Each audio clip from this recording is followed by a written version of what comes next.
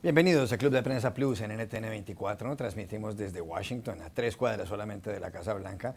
No olviden ustedes que al final de este programa lo pueden encontrar completo o pueden encontrar a partes en nuestra página de Facebook, también por nuestra cuenta de Twitter, y el audio, el podcast, lo pueden escuchar en SoundCloud. Les doy la bienvenida hoy a los invitados del Club de Prensa. En primer lugar, el analista venezolano Pedro Burelli. Bienvenido a esta mesa como siempre. Buenos días.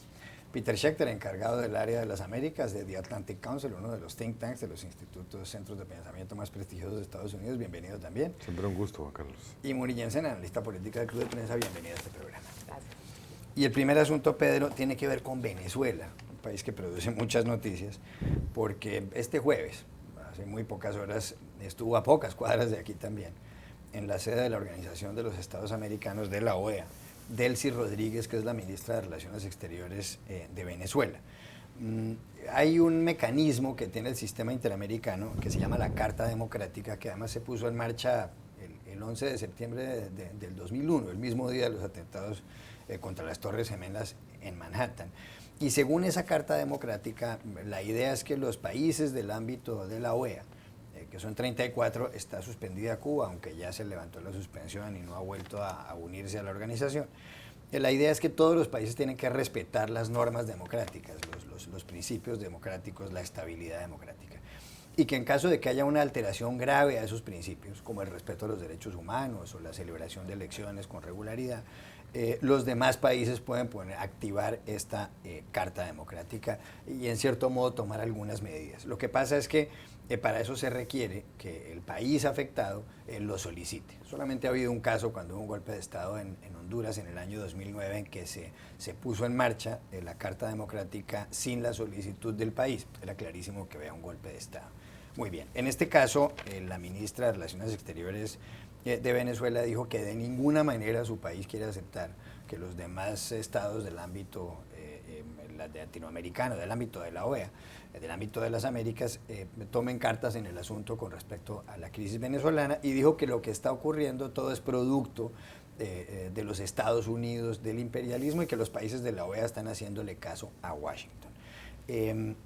¿Qué otro camino queda ante esto? ¿O cómo puede reaccionar el vecindario, incluido Estados Unidos o Colombia, Brasil, Argentina, los países que están cerca de Venezuela? Bueno, primero que nada, esto no es un tema de ayer jueves. Este es un tema que lleva casi 14 años, una crisis permanente en Venezuela que siempre se está chocando con los organismos multilaterales. Si uno quiere una solución individual, acusan a los Estados Unidos cuando se trata de buscar una solución a través de los mecanismos por los cuales votó Venezuela. La Carta Democrática, Hugo Chávez era presidente cuando se aprobó. La Carta Democrática se siguió celebrando cada año, se hacía un gran cóctel en la OEA para celebrar la Carta Democrática. ¿Por qué se celebraba? Porque era el único documento regional de ninguna región del mundo, tiene un documento que definía qué es la democracia, en la forma tan expresa como lo hacía la Carta Democrática. Adicionalmente, básicamente todos al firmar se hacían garantes de la preservación de la democracia en la región. Es un elemento que se pone por encima de la soberanía de los países al todos aceptar que de alguna forma todos tienen que vigilar y todos tienen que estar sujetos a la vigilancia de sus pares en la preservación de la democracia. Está muy bien definida en los artículos 3 y 4 qué es la democracia. Si fuera absolutamente por los 3 y 4, a Venezuela se le hubiera aplicado la Carta Democrática hace muchísimo tiempo, porque ha violado todas las definiciones de lo que es una democracia en cuanto a separación de poderes, de respeto de los derechos, conducción prudente y sana de los asuntos del Estado. Todo lo que está definido como los deberes, tareas fundamentales de una democracia, en Venezuela han estado en deficiencia desde hace mucho tiempo. El estilo, lo que vimos ayer simplemente es el estilo continuo de un país que frente a la crítica lo que hace es atacar, arrollar, chantajear, amenazar. Eso lo vivimos quienes vivimos muy de cerca lo que le pasó al secretario general Gaviria cuando trató de intervenir y cómo en un momento fue totalmente neutralizado. Lo vimos con el secretario Insulza, cuya reputación y cuyo buen nombre quedó destruido por su incapacidad de actuar bajo el constante amedrentamiento y toda la operación que Venezuela hacía para evitar que se discutiera el tema. Y yo creo que con Almagro nos encontramos una persona distinta, que está viendo el artículo 20 de esa Carta Democrática que había negociado muy bien el secretario general Gaviria para darle al secretario general de la OEA, que por cierto, dentro de las cartas de la OEA tiene muy poco poder, sí. Pareciera que es importante, pero el Consejo Permanente es el que importa. Ahí él había logrado que se aprobara dentro de la Carta Democrática que el secretario general, a voto propio, puede él poner sobre la mesa su preocupación y traer a la atención del Consejo un tema que a él le preocupa. Bueno, es obvio que desde el principio el secretario general está preocupado por lo que está ocurriendo en Venezuela, ha tomado unas posiciones bastante poco características, pero muy fuertes en lo personal como secretario general, y daría la impresión que está dispuesto a arriesgar al menos su reputación y su cargo por esto. Si la OEA responde no sé.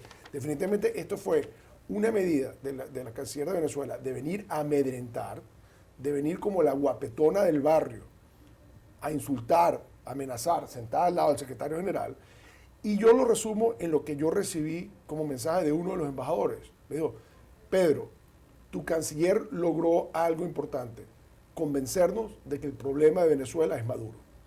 Eso fue absolutamente... Y esto no es un canciller de un país, un país muy prudente, un embajador de un país muy prudente, un país que siempre ha estado a distancia, pero yo creo que quedaron sorprendidos por el estilo, por las palabras, por la forma de manejar un tema que es muy grave porque la situación del país lo amerita un trato más serio. Estos temas siempre son muy sensibles porque aquí está en juego el principio de no intervención, que es el principio según el cual los demás estados no tienen por qué intervenir en un estado determinado.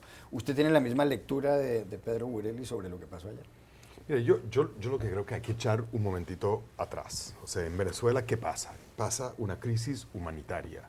O sea, en Venezuela no hay comida, no hay medicina, los enfermos se mueren por enfermedades que en el resto del mundo se curarían, porque literalmente no hay medicinas en los hospitales. La gente tiene que salir contrabandeando sus hijos a Colombia o a Brasil para que se curen. Hay una crisis económica bestial, la inflación más alta del mundo, hay desabastecimiento, hay problemas económicos increíblemente grandes, con ahora una novedad mundial, que es una semana de trabajo, una semana laboral de 2 días por semana, que la crisis es tan profunda. Hay una crisis moral, porque nadie lidera, nadie es considerado, la ciudadanía obviamente no considera a nadie capaz de liderar del país. Hay una potencial crisis de seguridad muy grande, porque si esto sigue así, va a haber movimiento en la calle, va a haber protesta en la calle, y la tensión venidera entre los que van a tratar de apagar esos problemas en la calle va a ser muy grande, y por supuesto hay una crisis política. Entonces, ante esto, la legislatura de Venezuela pide a la OEA que acuse a Venezuela de abrogar y haber dejado atrás la Carta Democrática. El Parlamento. El Parlamento, la Asamblea de Venezuela. Yo desgraciadamente pienso que todavía la dependencia de los países del Caribe sobre Petrocaribe. Nosotros en mi institución tuvimos una reunión justo discutiendo si Petrocaribe realmente está a su final o sigue siendo una influencia sobre el Caribe. Y yo, al final del evento, hice una pequeña encuesta informal de la audiencia y pregunté quién en la audiencia de 141 personas que estaban sentadas ahí piensa que Venezuela perdería un voto, y una persona levantó la mano. Me llamó la atención del discurso de la canciller, que no tanto como la guapetona del barrio, pero sí abrió una caja de herramientas de un populismo acorralado, y es que apeló a los mecanismos de conspiración, a culpar a terceros, a la intimidación y al desafío. Y realmente lo que también me llama la atención, Pedro, es que se acercaron quizás a usted embajadores en privado a comentar la reacción al discurso de la canciller, pero en público los únicos que realmente hablaron a favor incluso de la canciller fueron los de Bolivia y de Nicaragua. ¿Dónde están las voces, por ejemplo, de Argentina, que también salió el canciller a decir que esto era un asunto que no se podía apresurar y que había que ampliar las opciones para buscar una salida para Venezuela? ¿Qué pasa con los aliados que se muestran en privado tan indignados y en público se quedan en silencio? Pero yo creo que también hay silencio. O sea, yo creo que el momento y como precipitó la situación Venezuela de forzar venir y se están cuajando las cosas. Acuérdate que hay que eso es muy importante. La próxima semana es bastante probable que haya un cambio de gobierno en Brasil. La llegada de José Serra a Itamaraty va a cambiar absolutamente todo el juego de poder dentro de cómo las cancillerías latinoamericanas se relacionan. El papel de Brasil, el papel que Itamaraty ha jugado en permitir, primero, no pagan sus cuotas en la OEA, no le importa, durante mucho tiempo han bloqueado la OEA, han sido los grandes baluartes de crear un mecanismo paralelo de UNASUR y CELAC. Yo creo que Pepe Serra viene con una actitud un poco distinta con el tema de esto. Yo creo que cancillerías que se ven muy próximas a Brasil estaban esperando que se llegue a un momento donde se pueda dar un golpe de mano mucho más fuerte. Y yo creo que exactamente esa fue la razón que se escogió esta fecha. Es decir, ella sabía que hay este compás de espera y quiso entrar en un momento. Y los demás dijeron, vamos a esperar, vamos a aguantar, porque se está creando tras bastidores con gran preocupación por lo que dice Peter. O sea, es decir, lo que el mundo está viendo, nadie lo puede negar. Estos países no tiene que venir alguien en la OEA a decir que no está pasando nada en Venezuela, porque todos estos países tienen embajadores en Venezuela. Todos estos países tienen embajadores en Venezuela cuyos funcionarios están pasando la crisis diaria de conseguir comida, de conseguir... Y el terror de que esto va a estallar en algo mucho más grave, donde ya la violencia, siendo el país más violento del mundo, y Caracas, la ciudad, y llega una persona a sentarse con el descaro, el desparpajo, a decir, aquí no está pasando nada, esto es toda una fabricación, en Venezuela no está ocurriendo nada, aquí no hay ninguna crisis, tiene otra razón que es importante que discutamos aquí.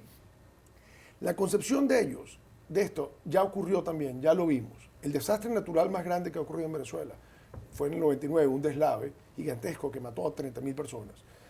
Los Estados Unidos ofreció ayuda, Venezuela la aceptó, la negociaron. Y cuando estaban saliendo los barcos cargados de equipos y puentes de emergencia y agua y todo tipo de cosas, Fidel Castro llamó a Chávez y dijo, por aquí se están a meter los americanos. La ayuda humanitaria es la entrada del imperialismo. Ellos lo que están haciendo es, si yo reconozco que hay una crisis humanitaria, primero reconozco que he fracasado como gobierno y segundo, me abro a la intervención extranjera, o sea, porque simplemente estoy pensando. Entonces, no importa cuál es el costo para los ciudadanos, no importa lo que le va a pasar a los ciudadanos, la posición que ellos han asumido es, en Venezuela no está pasando nada. ¿Por qué? Porque ellos no están tratando de gobernar, ellos están tratando de quedarse un día más, otro día más. Esto es un juego de 24 horas para un gobierno que está acorralado. Lamentablemente no es un juego de 24 horas para el que tiene un hijo enfermo o un padre enfermo o que no come o que come una comida. Es un problema muchísimo más grave. Yo solo quiero comentar que estoy totalmente de acuerdo con Pedro en lo que dijo ahora, un poco menos de acuerdo con lo que empezó, que todo se va a solucionar, no todo, o sea, que el tema diplomático se podrá empezar a solucionar cuando hay un nuevo gobierno en Brasil. Brasil está tan mal, tan enfermo, tan... preocupado por su propio... Sino que dentro del juego de poder... Yo creo que no cambia nada. No cambia nada. Yo creo que cambia mucho. No cambia nada porque el Caribe se queda con Venezuela. Pero el Caribe no está votando por Venezuela. Ya. El Caribe está dividido, Pedro. Ya está totalmente dividido. Pero con suficiente para en todos los votos que ha habido de forcejeo en los últimos tiempos, el Caribe está votando separado. Barbados, Jamaica, Trinidad tienen posiciones totalmente diferentes y no van a votar a favor de Venezuela y no lo han hecho. Y en medio de este lío, Muni Jensen, Diosdado Cabello, quien fuera el número 2 del chavismo, quien fuera presidente del Congreso de la Asamblea Nacional Venezolana hasta el mes de enero, ha demandado al diario The Wall Street Journal, aquí en Estados Unidos, en concreto a Dow Jones Company y a News Corporation, que son los propietarios del Wall Street Journal, por un artículo publicado en mayo del año 2015, titulado Funcionarios venezolanos sospechosos de convertir al país en un centro global de cocaína. En ese artículo se decía que había una investigación de Estados Unidos contra el segundo al mando del gobierno, Diosdado Cabello, y demás personas bajo sospecha de narcotráfico y lavado de dinero. Ha demandado, repito, Diosdado Cabello al Wall Street Journal. El periódico ha señalado que va a hacer un estudio sobre lo que está ocurriendo. ¿Tendrá alguna posibilidad de prosperar esa demanda? No sé, pero en todo caso hace ruido y demuestra que Venezuela aquí en Estados Unidos y frente a los medios tiene muy buenos asesores, porque pues es noticia de todas maneras demandar al Wall Street Journal, que cumple, por cierto, 125 años este año y creo que no sería la primera demanda que ha recibido. Ya regresamos a Club de Prensa. Volvemos al Club de Prensa en NTN 24 desde Washington. Le mostraba a Pedro Burel y a Peter Schichter algo en el teléfono y ya uno no puede leer nada. Tiene que tener gafas en todas partes de la casa. Qué desastre. Ha llegado José Díaz Briceño, corresponsal de Reforma de México. Bienvenido a este programa, como siempre. Gracias, Juan Carlos. Y el siguiente tema que tenemos hoy en Club de Prensa Plus, Pepe, tiene que ver con el Brasil.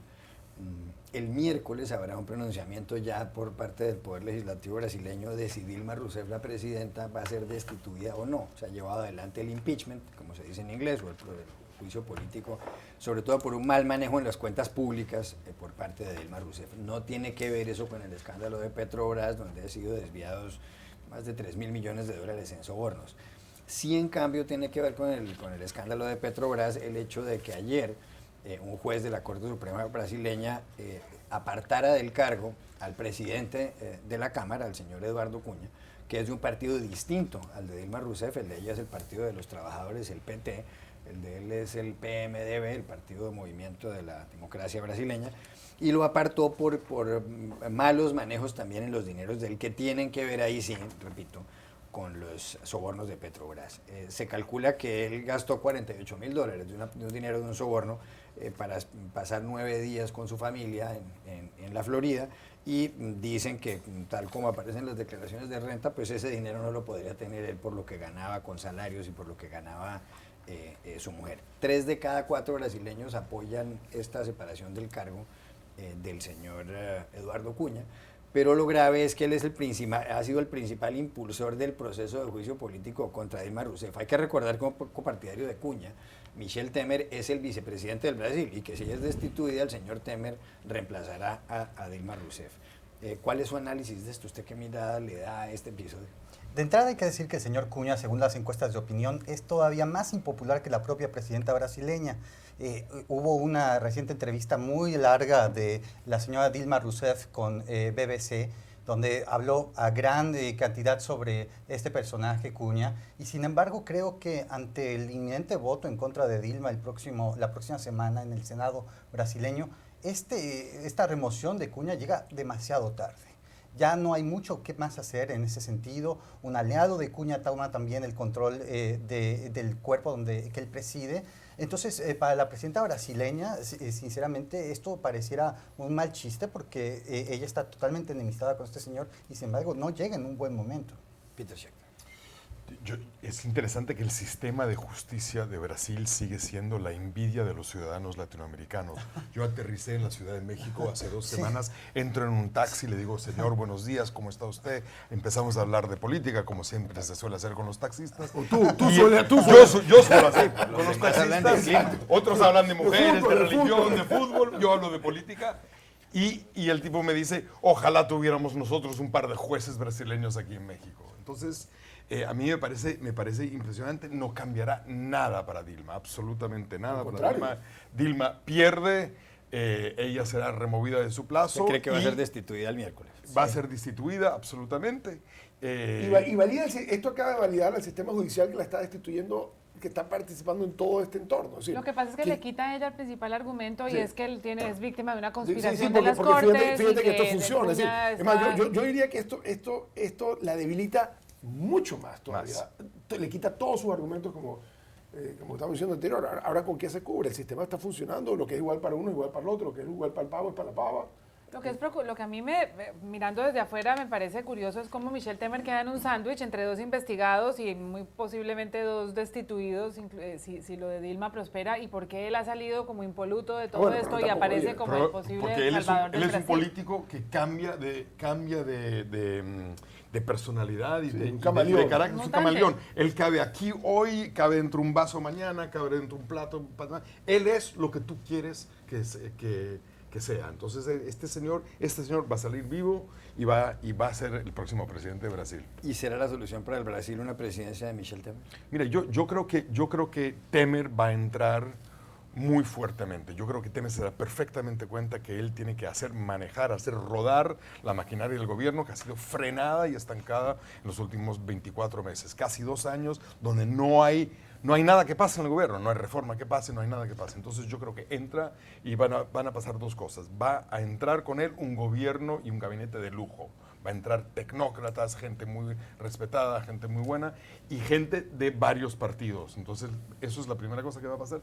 Y yo creo que la segunda es que dentro de 24 horas vamos a tener reformas mandadas al Congreso con expectativas que pasen dentro de pocos días. Y esa visión de que de repente el gobierno de Brasil se ha despertado y que está lentamente empezando a rodar y funcionar de vuelta, va a ser que el presidente Temer va a durar hasta 2018. Estas cosas de una elección anticipada no van a suceder. Y yo creo que va a ser relativamente visto como un presidente de transición importante. Y mientras tanto las cortes van descabezando uno a uno a los investigados.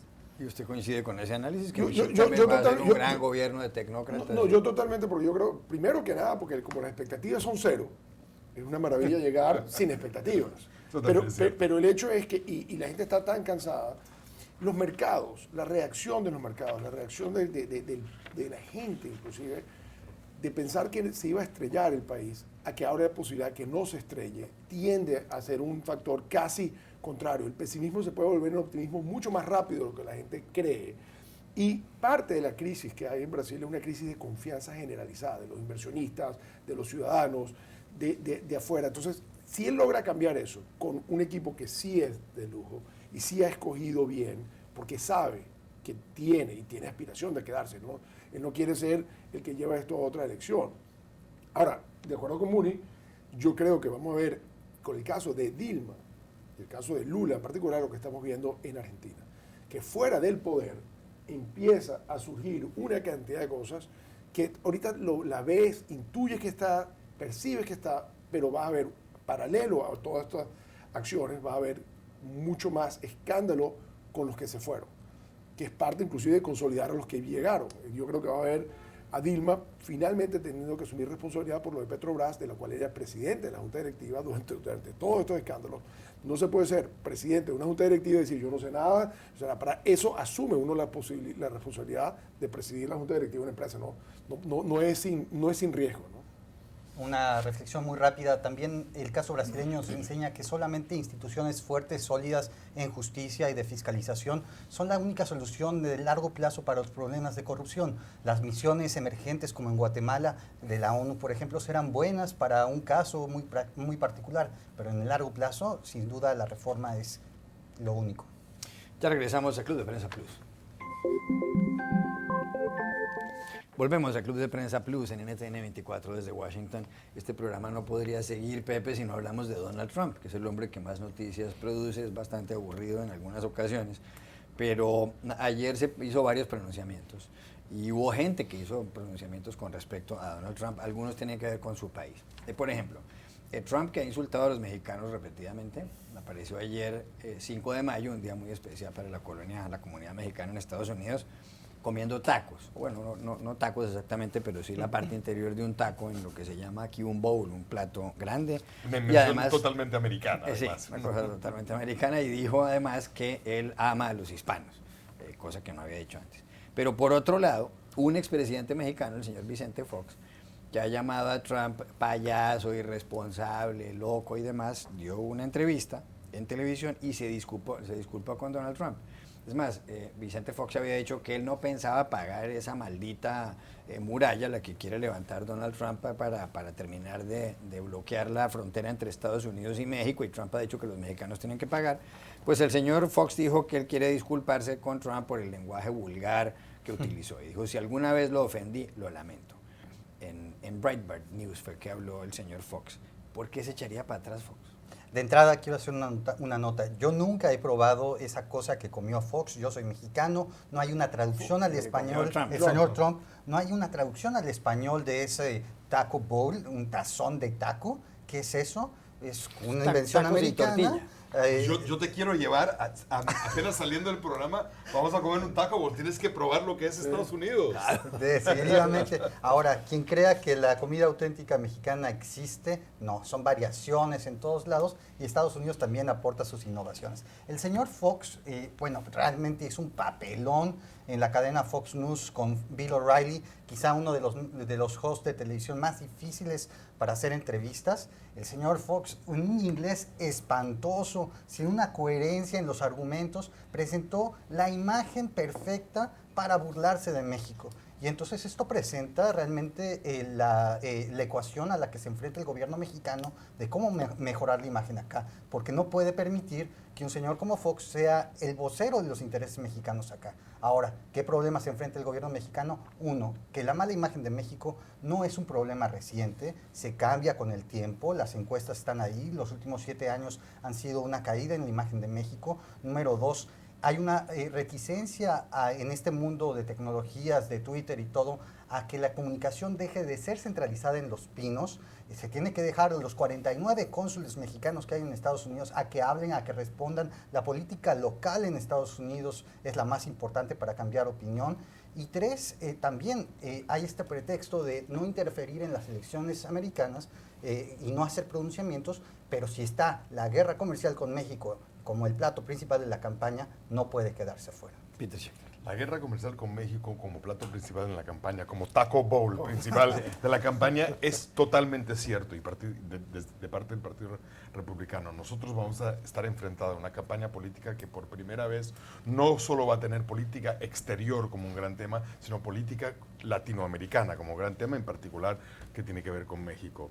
Pero donde discrepo un poquito es que yo que he hecho campañas toda mi vida, yo no creo que el gobierno mexicano tiene que contestar, pero el gobierno mexicano tiene la responsabilidad de armar la coreografía de la contestación.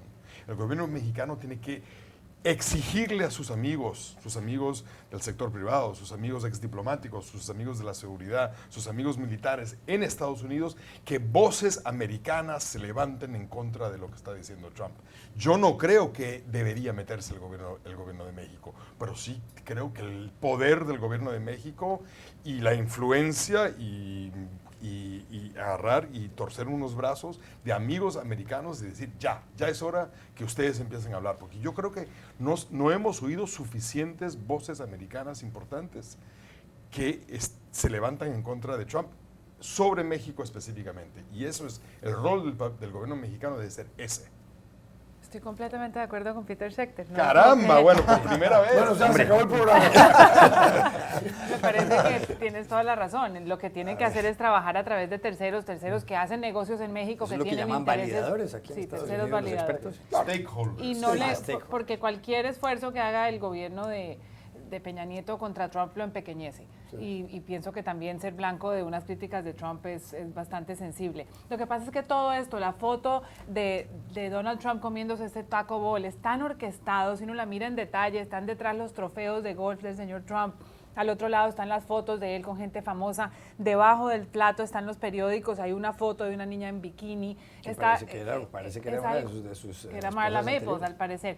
Es toda una película montada por Donald Trump para generar una reacción. Él obviamente no tiene tanta ignorancia como para pensar que esto iba a ser algo que fuera bien recibido. Lo que hizo fue generar miles de retweets. Generó que estuviéramos aquí sentados hablando de esto como si fuera un asunto serio. Lo serio es que él está a un paso de la Casa Blanca, a una elección de la Casa Blanca. Pero yo creo que también ahí está la diferencia. Yo creo que como mucha gente no creyó que eso fuera posible, es que no has visto lo que tú has visto. Yo creo que cuando ves los intereses comerciales que hay, los intereses culturales que hay, los intereses políticos, los intereses de seguridad que hay, yo sí creo que hasta sin que se lo pida el gobierno de México a nadie, ni que coordine, ya en una campaña general, si no amaina el estilo, el tono de Trump, vas a ver algo.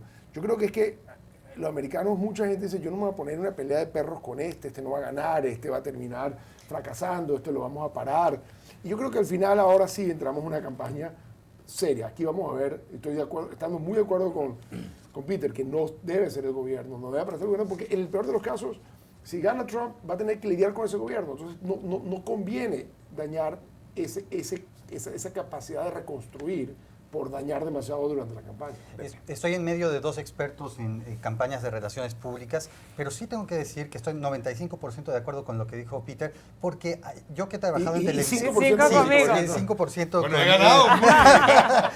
Debo decir pero que está de acuerdo con Peter. Algo pasó aquí con la matemática. Sí es una naturaleza del ciclo de 24 horas de noticias, particularmente los que hemos trabajado en televisión acá, siempre queremos la voz del gobierno mexicano en un programa, en televisión, en CNN, en MSNBC. Los que tenemos siempre apareciendo o a Jorge Castañeda o a Arturo Sarucán, son las únicas voces que aparecen. El gobierno mexicano debería tener 3 personas, 3 voceros, uno en Los Ángeles, uno en Nueva York y uno en Washington, con un inglés perfecto que pudieran contestar, no ataques perversos, pero sí al menos que pongan los datos en los que se basa la relación bilateral.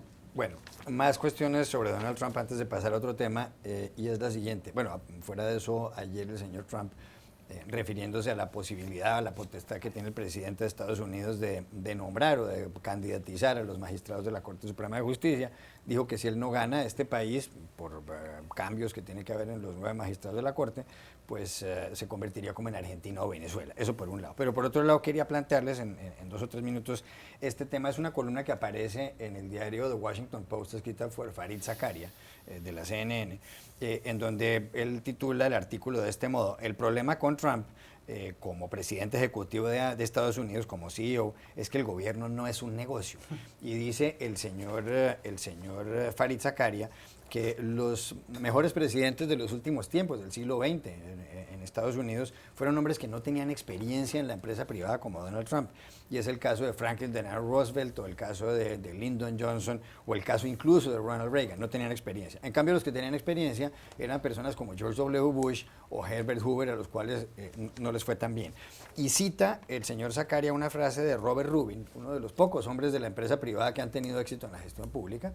Él fue presidente de Goldman Sachs, llegó a ser secretario del Tesoro en tiempos de Clinton, y él decía que el margen de maniobra es mínimo, que de las 160,000 personas que él podía supuestamente nombrar o remover del cargo, solamente pudo cambiar a 100 durante el tiempo que estuvo ahí. ¿Será que los que creen que Donald Trump puede llegar a ser buen presidente porque ha tenido experiencia como presidente ejecutivo de una empresa privada están equivocados?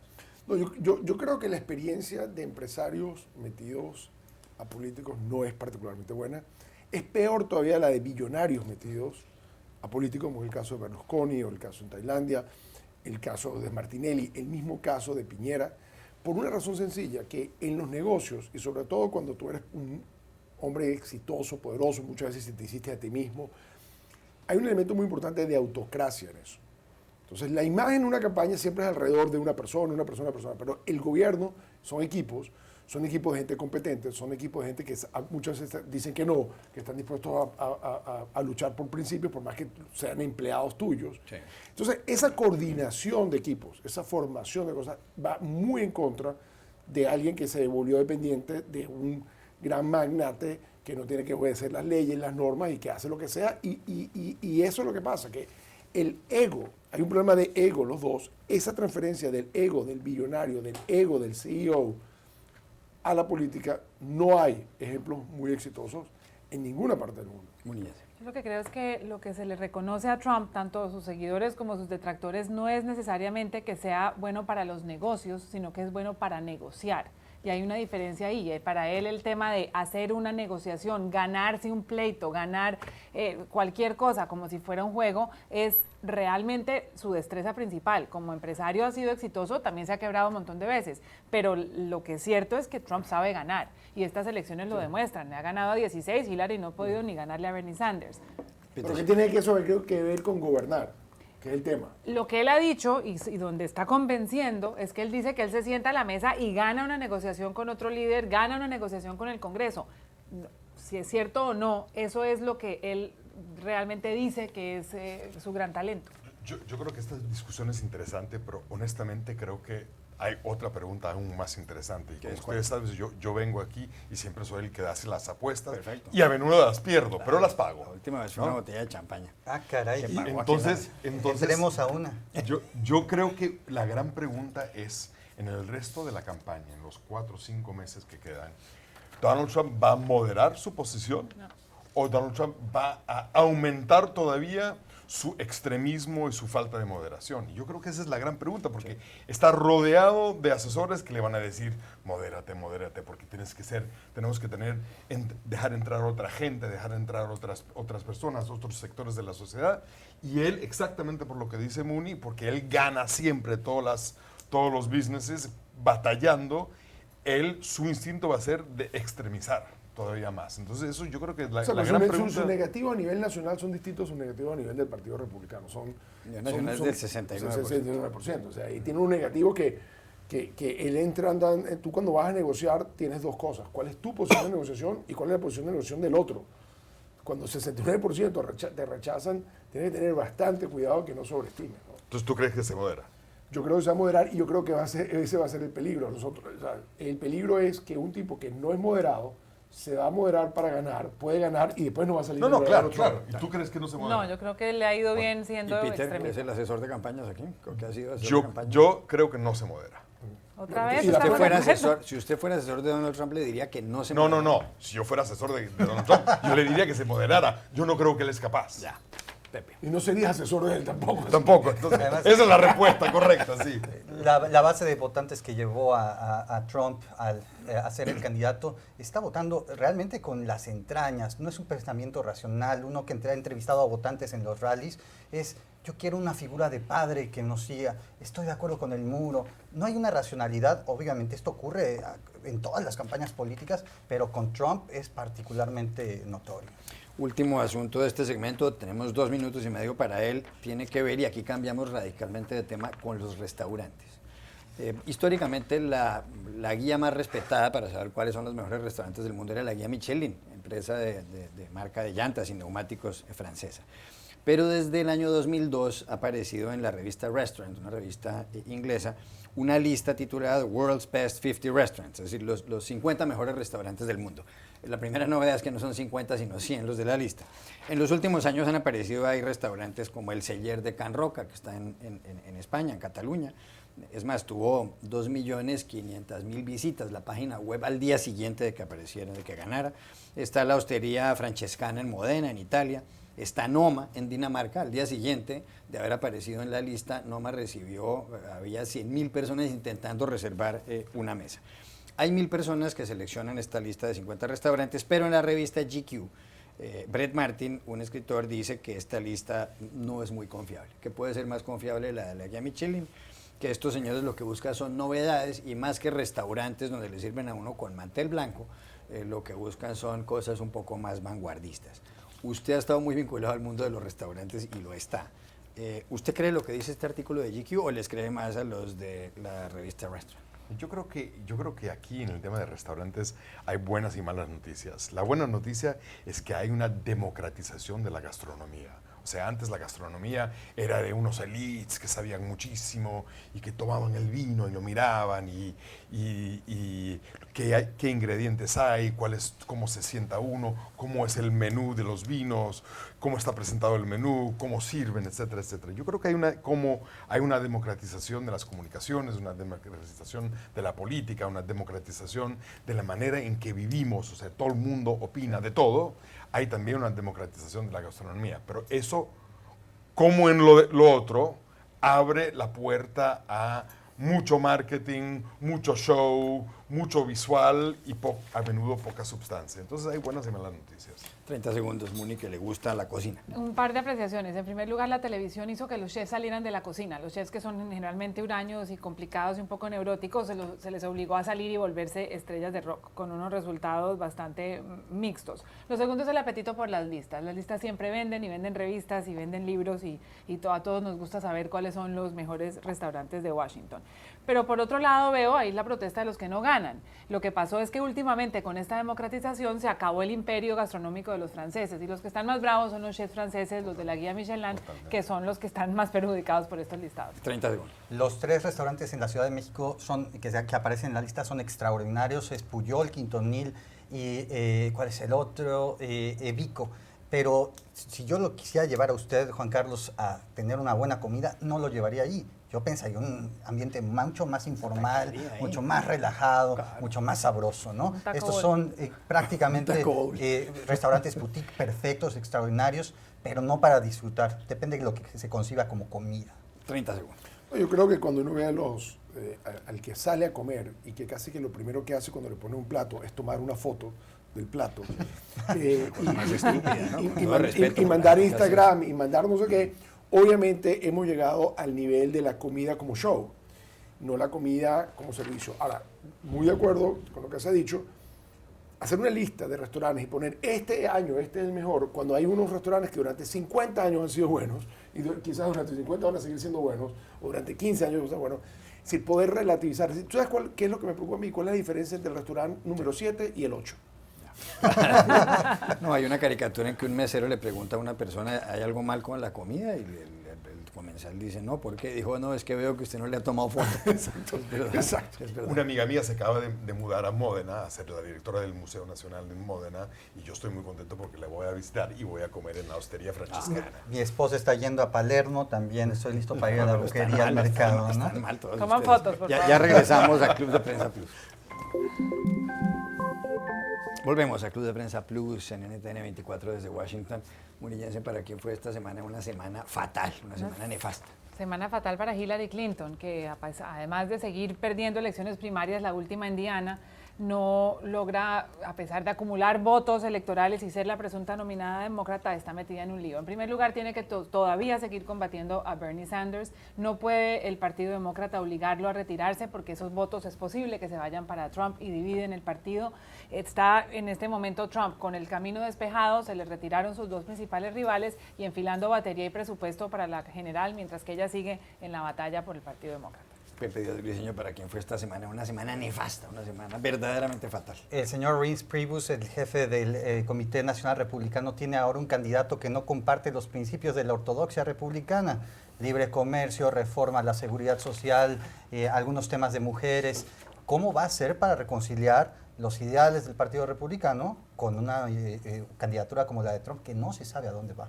Peter Schechter, ¿para quién fue esta semana? Una semana nefasta. 58 minutos de acuerdo con Mooney y hemos finalmente llegado al desacuerdo. La peor semana para Jeff Weaver, el jefe de campaña del señor Bernie Sanders, que tuvo que despedir a centenares de gente que trabaja para la campaña, sin que Bernie Sanders participara de la llamada telefónica, porque no tuvo tiempo, porque no tuvo ganas. Y eso es señal del desmoronamiento, porque aunque ganó Indiana, la matemática es que él va a perder esta elección. Pedro Bureri, ¿para quién fue esta semana? Una semana Bueno, fatal. definitivamente para Ted Cruz, el senador Ted Cruz, que se tuvo que retirar, un hombre brillante y arrogante, que escogió novia y se quedó sin bailar con ella. Había escogido una candidata a vicepresidente, una cosa sorprendente de que se anuncie candidatura a ser candidata a ser vicepresidenta y que simplemente se quedaron los dos sin nada y él sin la novia prácticamente. Gracias, Pedro Bureri, por haber estado aquí. Peter Schechter, José Díaz Briceño, Gracias. Muni Jensen, y a ustedes los espero nuevamente el lunes en Club de Prensa.